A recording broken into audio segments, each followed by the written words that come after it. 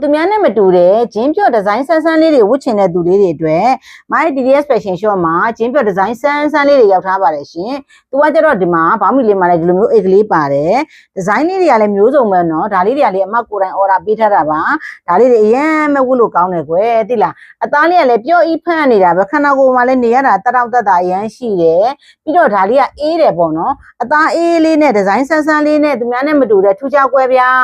စမ်းပြတဲ့ဒီဇိုင်းဆန်းလေးကိုဝတ်ချင်တယ်ဆိုလို့ရှိရင်နော်ဒီလိုမျိုးဂျင်းပြော့ဒီဇိုင်းဆန်းလေးတွေကိုဝတ်ပါရှင်ဒီဒီဇိုင်းလေးဆိုလဲဒီမှာနော်လှကွယ်